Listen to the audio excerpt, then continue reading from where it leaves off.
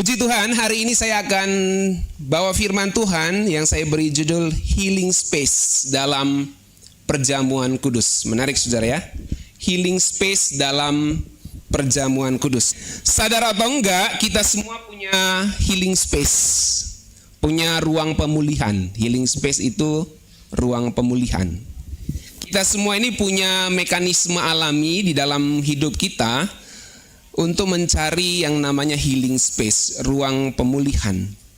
Healing space bisa kita definisikan sebagai lokasi tenang, baik di rumah ataupun di publik, di tempat umum, yang dirancang untuk merelaksasi pikiran, meremajakan diri kita, dan melepaskan stres kesibukan kita.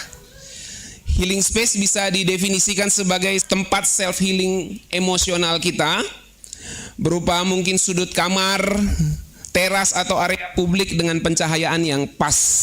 Ya, saudara, saya yakin saudara pergi ke sebuah tempat di mana saudara sepertinya segar sekali di situ dibanding dengan tempat lain. Atau mungkin di dalam rumah saudara ada yang bisa saudara pakai sebagai healing space, tempat di mana saudara bisa tenang duduk di situ, entah di sofa, di sudut rumah, di teras. Dan saudara mulai kembali disembuhkan emosinya. Itulah healing space. Saudaraku, di Jepang, di stasiun kereta, itu dipasang lampu biru.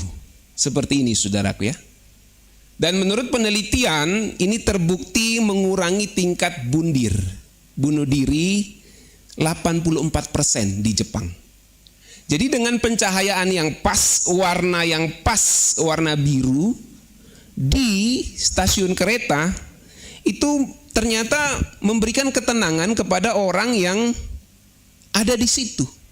Tadinya datang ingin bunuh diri, lompat di rel kereta, tapi akhirnya nggak jadi karena melihat suasana yang tenang, lampu yang pas berwarna biru, saudaraku. Dan ini fakta yang nyata, saudaraku ya. Bahkan menurut penelitian 84% mengurangi tingkat bunuh diri. Saya begitu tenang pribadi ketika saya masuk ke sebuah ruangan yang warna lampunya itu warm. Ya, seperti gini, warm ini ya. Beda dengan putih gitu. Warm. Karena saya pernah capek sekali di pelayanan, lalu saya masuk ke sebuah rumah makan setelah capek sekali pelayanan. Inisialnya S, belakangnya A. Saya waktu itu kebetulan masuk ke situ dan saya ngerasa nyaman banget, saudaraku. Saya lihat lightingnya, saya lihat tempat duduknya, saya merasa nyaman sekali saat itu, gitu ya. Dan itu merefresh saya, Jadi sebuah tempat healing space yang merefresh kembali kita dari segala kelelahan. Saudaraku, biasanya yang disebut healing space itu adalah massage ya, spa and massage. Kalau ibu-ibu mungkin bisa berupa kerimbat, diurut-urut ya, dimassage. Itu menjadi tempat healing space. Sehingga biasa perusahaan-perusahaan massage itu menamakan dirinya space gitu, saudara. Atau mungkin di rumah saudara, bisa di next, ada satu sudut bagian di teras yang saudara sepertinya bisa nyaman di situ, bisa kemudian mungkin senam di situ, yoga di situ, ambil nafas di situ, yang menjadi tempat healing space saudara. Entah di rumah, entah di puncak, di villa atau di mana saja. Kita semua punya healing space masing-masing. Dan kalau saudara belum punya, saudara saya harus punya, saudara ya. Tempat di mana saudara bisa merelaksasi diri saudara ya. Nah, berkaitan dengan healing space atau ruang pemulihan, ada dua kata yang gak boleh kita lupakan di dalam perjamuan kudus. Yang pertama kata anamnesis. Nanti kita melihat ini bagian dari healing memory. Lalu ada kata koinonia yang kemudian kita akan lihat sebagai healing connection. Pemulihan memori dan pemulihan koneksi. Mari kita lihat yang pertama, anamnesis, healing memory. Dalam 1 Korintus 11 ayat 23 sampai 26, kita baca yuk sama-sama ayat yang biasa dibaca dalam perjamuan kudus. 1, 2, 3. Sebab apa yang telah kuteruskan kepadamu telah terima dari Tuhan, yaitu bahwa Tuhan Yesus pada malam waktu ia diserahkan mengambil roti, dan sesudah itu ia mengucap syukur atasnya, ia memecah-mecahkannya dan berkata, inilah tubuhku yang diserahkan bagi kamu, perbuatlah ini menjadi peringatan akan aku. Ayat 25, demikian juga ia mengambil cawan sesudah makan lalu berkata, cawan ini adalah perjanjian baru yang dimeteraikan oleh darahku, perbuatlah ini setiap kali kamu meminumnya menjadi peringatan akan aku. Sebab setiap kali kamu makan roti ini dan minum cawan ini, kamu memberitakan kematian Tuhan sampai ia datang. Saudara perhatikan kata peringatan di situ, ya. Itu dalam bahasa Yunaninya adalah anamnesis. Peringatan di situ bukan seperti kita mengingat, oh Tuhan Yesus pernah mati ya. Bukan seperti itu saudaraku. Kata anamnesis itu lebih menunjukkan mengingat dengan menghadirkan. Bukan flashback, nostalgia ke belakang, tapi flash present. Menghadirkan sesuatu yang di masa lalu ke masa kini. Tuhan Yesus dan salibnya hadir sekarang di hidupku. Itulah peringatan di situ. Jadi bukan sekedar mengingat, oh Tuhan Yesus pernah mati di kayu salib. Bukan sekedar itu anamnesis. Kalau kamu makan roti ini, minum cawan ini, kamu memperingati atau melakukannya sebagai peringatan akan aku. Bukan sekedar mengingat masa lalu, tetapi menghadirkan masa lalu ke masa kini. Sehingga waktu kita makan roti dan minum cawan, kita mengatakan Tuhan Yesus dan salibnya hadir sekarang di hidupku. Mari kita coba lebih breakdown, lebih detail ya, lebih jelas. Ada kata nostalgia, kita tahu bersama ya, lagu-lagu nostalgia kalau kita sudah dengar sepanjang jalan kenangan, ya, kayaknya langsung adem gitu ya. Terutama orang-orang tua ya, generasi 60, 70, 80. Kita selalu bergandeng tangan. Waduh, rasanya kayak suasananya itu vibes-nya langsung adem gitu ya. Apalagi sambil lihat foto-foto album ya di masa lalu. Kalau anak-anak zaman sekarang mungkin lihat foto-foto berapa tahunnya di IG, di FB, di TikToknya. Itu mengingat ya. Dan itulah nostalgia, mengingat. Nah, kata anamnesis itu bukan sekedar nostalgia. Bukan hanya mengingat masa lalu, tapi itu digambarkan seperti kita kalau zaman sekarang itu video call. Orangnya hadir meskipun virtual, ada respon, ada pembicaraan, ada interaksi real time. Itu anamnesis. Jadi kalau kamu makan roti ini, minum cawan ini, kamu melakukannya sebagai peringatan akan aku. Bukan hanya mengingat Yesus yang mati di kayu salib bagi kita 2000 tahun yang lalu, tetapi memanggil kuasa salibnya itu hadir pada kita saat ini secara real time melalui perjamuan kudus. Itu anamnesis. Jadi bukan sekedar nostalgia. Sehingga perjamuan kudus ini saudaraku, kita lakukan sebagai peringatan yang bukan hanya mengingat tapi memanggil kembali kuasa salib Kristus itu. Dengan kata lain, saat perjamuan kudus kita bukan cuma flashback tapi flash present. Kalau flashback itu kita pergi ke masa lalu, nostalgia kan. Ngelihat foto, ngelihat video masa lalu, langsung kita, pikiran kita, memori kita itu langsung pergi ke masa lalu. Kita ingat masa-masa itu ya. Siapa yang foto ya. Siapa yang ngambil gambar, mungkin kita ingat, mungkin tidak. Sama seperti kontroversi kongguan gitu ya. Gambar kongguan gitu ya. Kok ada mamanya sama anaknya saja gitu ya. Bapaknya mana gitu kan. Ada yang bilang bapaknya yang foto itu. Akhirnya ada yang buat meme, bapaknya udah pulang gitu ya. Pulang mudik gitu. Jadi kita bukan cuma flashback. Setiap kali kamu makan roti ini atau kamu melakukan perjamuan ini, lakukan itu sebagai peringatan akan aku. Kita bukan flashback saja, tetapi kita flash present. Kalau flashback itu pergi ke masa lalu, kalau flash present itu masa lalu datang ke kita sekarang ini. Beda kan? Kalau flashback kita yang pergi ke masa lalu, kalau flash present masa lalu yang datang ke kita sekarang dan membuat kita mengalami dampaknya. Artinya ketika kita melakukan perjamuan kudus, makan roti dan minum anggur dari cawan ini, kita memanggil kuasa salib Kristus sehingga kita bisa mengalami dampaknya pada saat ini. Jadi kalau kita flashback atau nostalgia, itu seperti kita mengatakan, ya Tuhan Yesus dulu mati di kayu salib bagi saya. Nah itu sekedar mengingat kan. Dulu Tuhan Yesus mati di kayu salib bagi saya. Tapi kalau flash present itu begini saudara, dia bentuk deklarasi bahwa pengorbanan Tuhan Yesus itu hadir dan bekerja dalam hidupku sekarang ini. Saudara bisa rasain bedanya? Bisa rasain bedanya? Sekedar mengingat nostalgia, flashback itu, dan anamnesis, flash present, mendeklarasikan bahwa pengorbanan Tuhan Yesus itu hadir, bekerja dalam hidupku sekarang ini secara real time. Bukan sekedar saya lihat foto masa lalu, tetapi saya sedang video call real time dengan kuasa salib Kristus. Lebih praktis lagi, artinya saat kita pegang roti dalam perjamuan kudus, kita mengatakan Tuhan Yesus pengorbananmu itu relevan buat hidupku hari ini.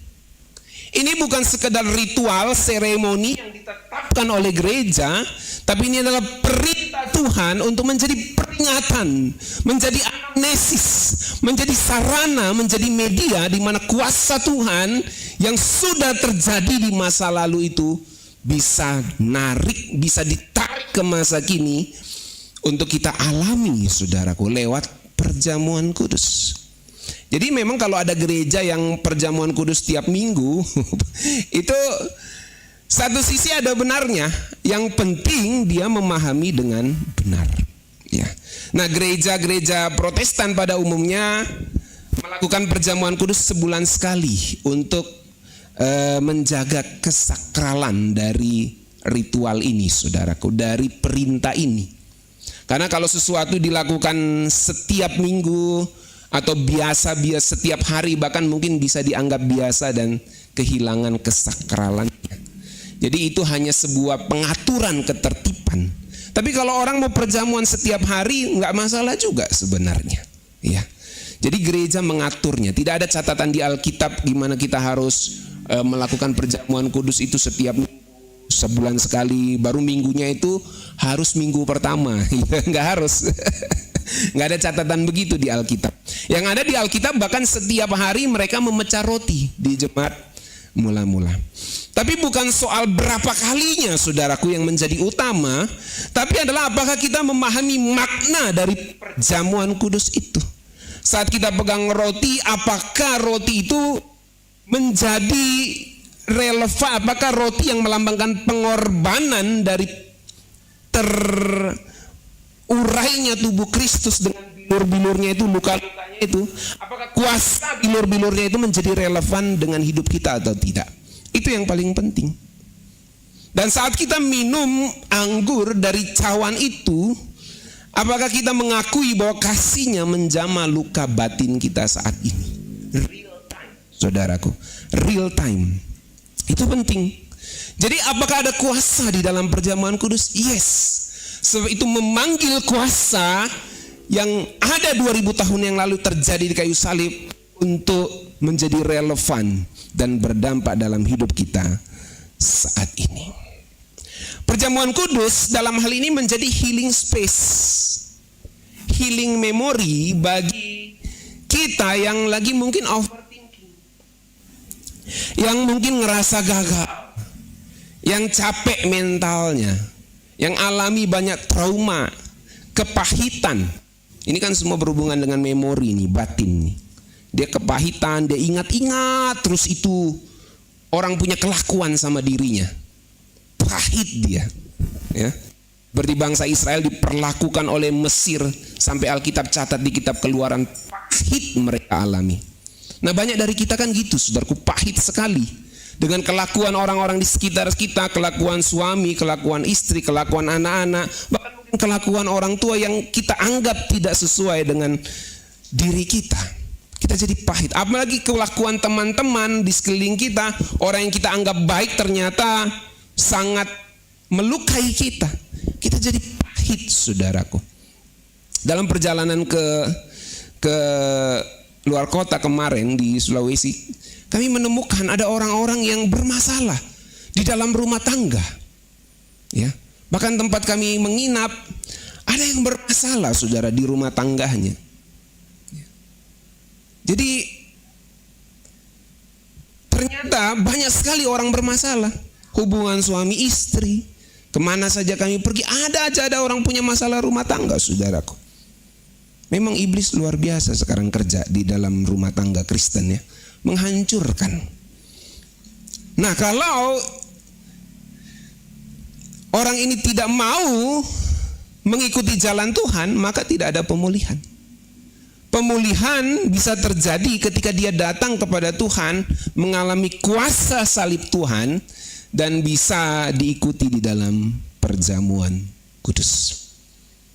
Maka yang pahit itu bisa dipulihkan lewat perjamuan kudus ini, saudaraku. Ada kuasa di balik sekedar makan roti dan minum anggur itu, saudara. Bagi yang suka mengampuni, ada pemulihan di dalam perjamuan kudus. Yang suka mengalami anxiety, kecemasan, kekecewaan, khawatir, terluka, ada kuasa pemulihan, ada healing space, healing memory di dalam perjamuan kudus. Dalam hal ini perjamuan kudus menjadi titik di mana luka lama tidak lagi menyakitkan. Karena sudah disentuh dan disembuhkan oleh kasih Tuhan. Inilah yang saya sebut sebagai healing memory. Kuasa salib Kristus di masa lampau mendatangi kita secara real time di masa kini lewat perjamuan kudus. Inilah yang saya sebut sebagai healing space di dalam perjamuan kudus. Jadi saat kita angkat roti, makan roti, angkat cawan, minum cawan atau anggur itu, saudaraku, kita mendatangkan kuasa salib Kristus secara real time di dalam hidup kita. Inilah healing space di dalam perjamuan kudus. Jadi ketika Tuhan Yesus memerintahkan perjamuan kudus menjadi peringatan akan dirinya, itu bukan cuma sekedar supaya kita bisa nostalgia, memori, tapi Tuhan menetapkan ini di dalam Alkitab untuk menjadi sarana Tuhan menjangkau kita kembali, memberikan healing space bagi jiwa kita, bagi memori kita lewat perjamuan kudus ini. Ya, lewat perjamuan kudus ini, saudaraku. Jadi kalimat dalam 1 Korintus 11 ayat 23 sampai 26, inilah tubuhku yang diserahkan bagi kamu. Perbuatlah ini menjadi peringatan, anamnesis akan. Dan kalimat cawan ini adalah perjanjian baru yang dimeteraikan oleh darahku. Perbuatlah ini setiap kali kamu meminumnya menjadi peringatan akan aku. Itu bukan sekedar ingat, bukan sekedar flashback, bukan sekedar nostalgia, tapi itu adalah flash present, di mana kita menghadirkan kembali kuasa salib Kristus secara real time untuk bekerja di dalam kehidupan kita. Inilah healing space di dalam perjamuan kudus. Healing memory, saudara. Yang kedua, kita melihat kata koinonia. Ada healing connection di sini.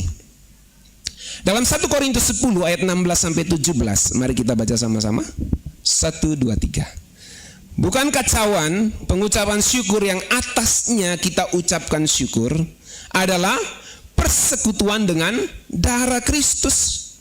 Bukankah roti yang kita pecah-pecahkan adalah persekutuan dengan tubuh Kristus?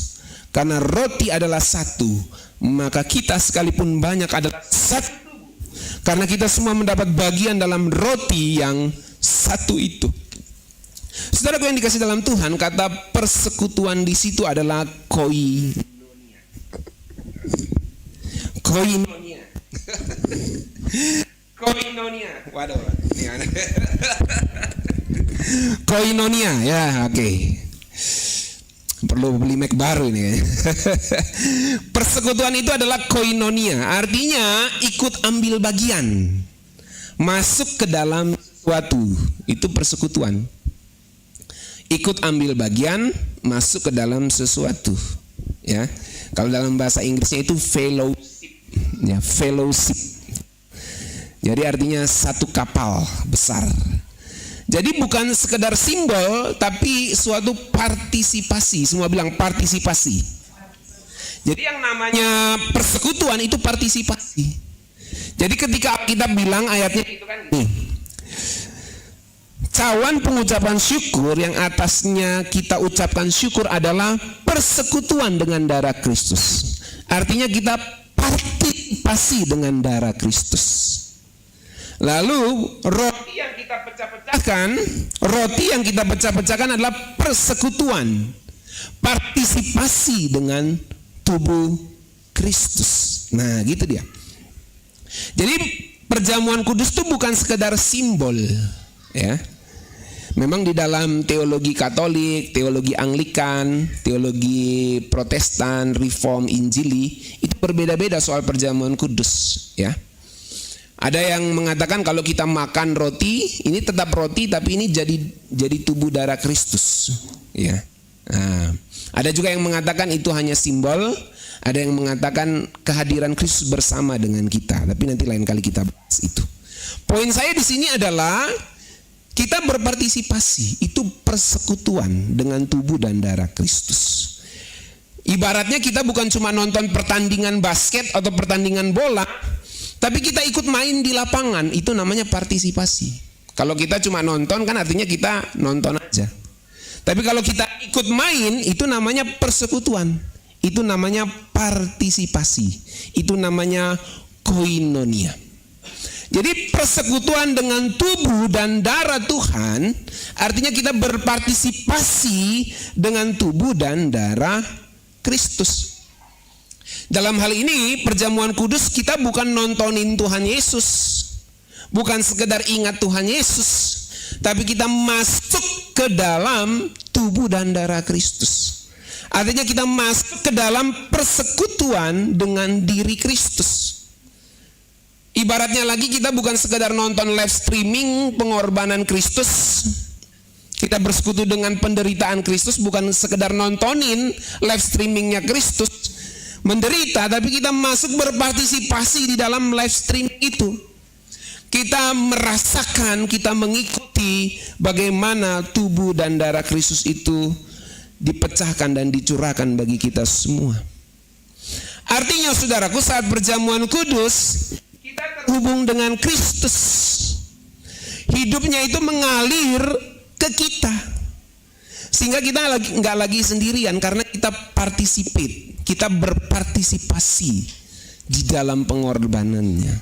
Kita jadi tersambung, nyambung, terhubung dengan Dia. Poinnya adalah ada koneksi di situ. Itu poinnya. Partisipasi itu berarti menunjukkan ada keterlibatan, ada koneksi, ada keterhubungan dengan Tuhan kita Yesus Kristus. Bukan sekedar ada pengorbanannya, tapi kita berpartisipasi di dalam pengorbanannya. Sebagai contoh sederhana, seperti misalnya ada wifi, ya kan? Ada wifi di sekitar kita, di ruangan ini ada wifi, tapi nggak semua saudara bisa connect, karena saudara belum masukin passwordnya, bukan? Coba saudara cek HP saudara, saudara lihat ada wifi di sini. Tapi kalau dia nggak connect dengan gadget saudara, itu useless.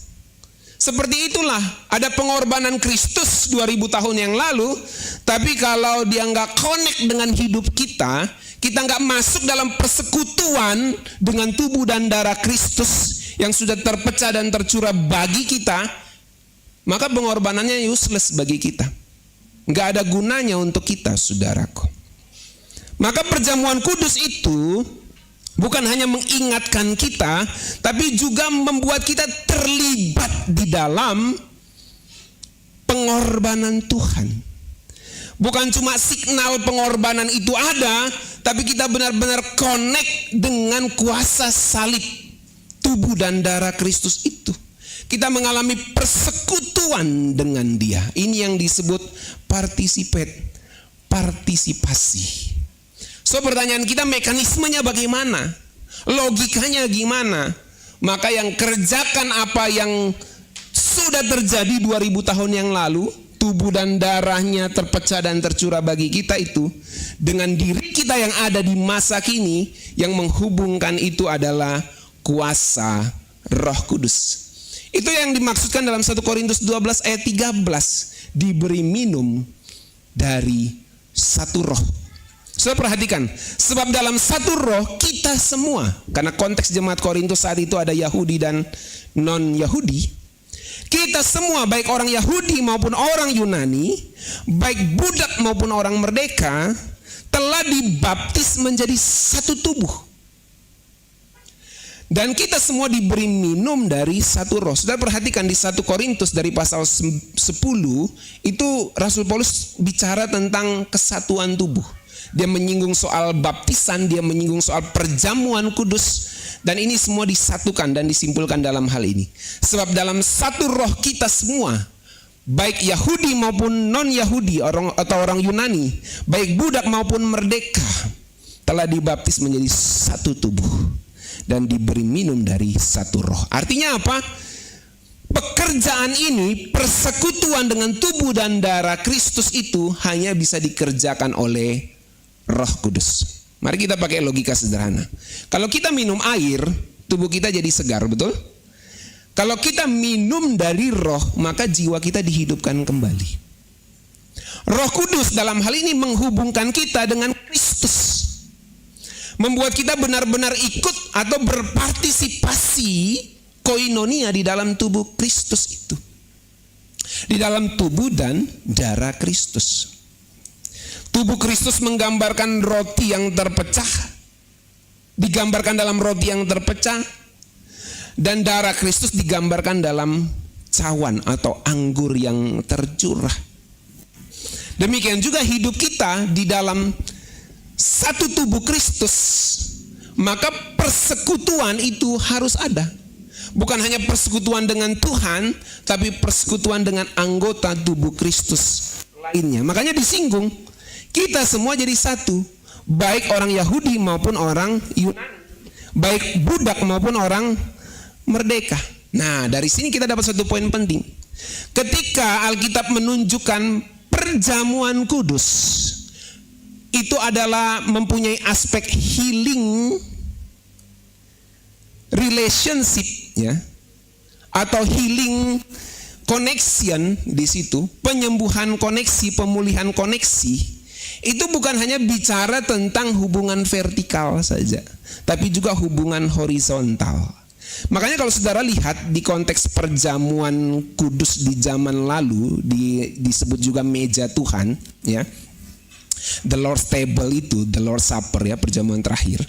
Itu di jemaat Korintus tuh kayak gini, saudara. Perjamuan kudus di masa lalu itu tidak seperti kita.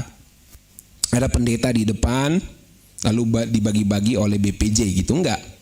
Perjamuan kudus di masa lalu itu tidak kayak gitu. Jadi perjamuan kudus di masa lalu itu seperti ini. Jadi ada orang percaya, misalnya ada yang orang percaya yang cukup kaya secara ekonomi, rumahnya cukup besar, maka rumahnya dipakai jadi tempat pertemuan di Korintus saat itu. Nah, di tempat pertemuan, kalau pertemuan biasanya apa? Apa yang terjadi? Makan dong. Masa ketemuan nggak makan, gitu ya? Makan nggak makan asal kumpul, nggak kayak gitu ya? Ya saat itu nggak berlaku kayak gitu. Mereka makan, mereka kumpul untuk makan bersama, dan makan itu mengingat pengorbanan. Nah, yang terjadi di jemaat Korintus saat itu adalah mereka bagi, ya. Kalau di ruang pertemuan makan itu dibagi dua. Ada tempat untuk orang-orang yang kasta rendah, dalam hal ini karyawan, budak, ya, yang memang kerjanya itu nanti pulang agak sorean, gitu. Jadi kan nggak bebas waktunya kan, saudara tahu lah kalau saudara kerja, saudara punya waktu kerja minimal 8 jam kan, gitu. Nah, jadi saudara kerja di situ, maka pulangnya agak sorean.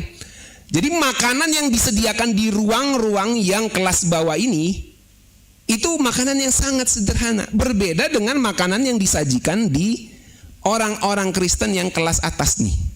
Yang juragan tanah ya, juragan kambing gitu ya. Yang orang-orang kaya, saudagar-saudagar, pedagang emas, perak. Yang waktu mereka bebas. Pengusaha kan agak rada bebas gitu. Kalau dia sudah suruh karyawannya, kamu kerja ini, saya ketemu meeting sama orang gitu lah. Agak bebas, maka dia bisa datang lebih awal. Ketika dia datang lebih awal, makanan yang disajikan tuh makanan-makanan yang bagus.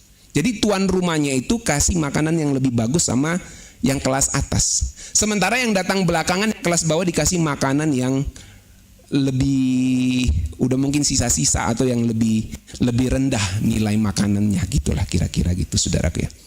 Nah itu yang Rasul Paulus sorotin. Gak boleh gitu. Kita ini di dalam Kristus tidak boleh ada lagi orang merdeka maupun hamba, semuanya satu. Nggak boleh dipisah ruangannya, nggak boleh ada perbedaan jenis makanannya. Itu konteksnya di Korintus itu saudaraku. Maka ketika Rasul Paulus tulis ini oleh ilham Roh Kudus, perjamuan kudus itu adalah persekutuan dengan tubuh Kristus. Artinya ada koinonia di situ. Tubuh Kristus di situ bukan cuma tubuh Kristus secara fisik, tapi tubuh Kristus dalam hal gereja. Kita bersekutu, nggak boleh ada pemisahan lagi antara orang yang kelas atas dengan kelas bawah. Semuanya harus kebagian makanan yang sama, harus satu roti yang sama, satu makanan yang sama. Itu maksudnya saudaraku. Dalam hal ini koinonia itu bicara bukan hanya vertikal, hubungan dengan Kristus, tapi juga horizontal, hubungan dengan orang percaya lainnya. Artinya dalam hal ini kita tidak bisa ngaku dekat dengan Tuhan kalau kita menjauhi diri dari tubuh Kristus, persekutuan sesama orang percaya. Atau kalaupun kita bersekutu, tidak boleh pilih-pilih orang di situ. Nggak boleh lagi memandang kasta pekerjaan, tingkat gajinya dan lain-lain. Semua harus mendapat bagian yang sama. Ini yang disoroti oleh Rasul Paulus, saudaraku.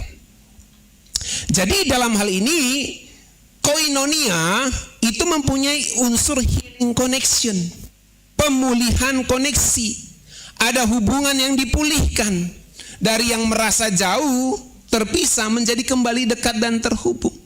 Tidak ada lagi perbedaan antara tuan dan hamba di dalam tubuh Kristus. Secara sosial memang jelas ada status tuan, ada status hamba. Tetapi di dalam persekutuan orang percaya tidak boleh ada perlakuan yang berbeda. Itu yang ditekankan di dalam koinonia, persekutuan dengan tubuh Kristus. Makanya biar saudara orang kaya di sini, biar saudara orang terpandang, saudara makan roti yang sama dengan orang-orang percaya lainnya. Mau saudara presiden, mau saudara apa saja, direktur sekjen PBB, nggak pusing kalau masuk ke gereja saudara makan roti yang sama yang dimakan oleh orang-orang yang paling miskin di tempat ini. Ini namanya koinonia, persekutuan dengan orang percaya. Amin saudaraku. Nah kalau kita ini bersyukur ya, gereja kita mengatur rotinya dipisah-pisah gitu ya. Beberapa gereja tertentu itu ekstrim saudaraku. Cawannya satu gelas besar, setiap Jumat giliran minum. Yang beruntung yang bagian awal bukan? Yang lain udah dapat bekas-bekas bibir tuh saudaraku. Masih ada kan sampai sekarang kayak gitu? Ya nggak masalah. Itulah mungkin jiwa korsanya dibangun situ. Persekutuannya. Poinnya adalah bahwa tidak boleh ada perbedaan. Kita semua bagian dari satu tubuh Kristus. Dalam hal ini, aplikasi yang lain adalah kita nggak bisa ngaku dekat sama Tuhan kalau kita menjauh dari tubuh Kristus. Kalau kita masih beda-bedain orang berdasarkan statusnya. Nah, saudaraku, jadi perjamuan kudus itu menjadi healing space. Ini penutupnya. Karena dua hal ini bertemu. Anamnesis, masa lalu dipulihkan, ada healing memory di situ, dan ada koinonia, ada relasi, ada koneksi yang dipulihkan. Kita jadi melihat manusia lainnya bukan berdasarkan tingkat sosial, gaji, bukan berdasarkan suku, ras, dan bahasanya, tapi kita melihatnya sebagai bagian dari Kristus. Kita adalah saudara di dalam Tuhan. Amin saudaraku. Maka yang hitam, yang putih, yang sipit mata, yang kariting rambut, semuanya kita saudara di dalam Tuhan. Amin. Semuanya saudara di dalam Tuhan. Gak ada perbedaan di dalam gereja ini saudaraku.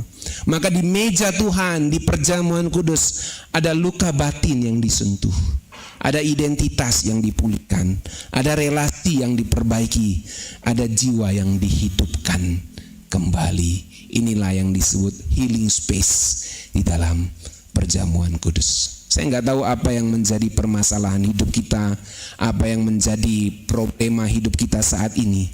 Tapi saat nanti kita menikmati perjamuan kudus, percayalah, ada kuasa salib Kristus yang hadir real time ketika kita makan roti dan minum anggur cawan ini. Mari kita berdoa.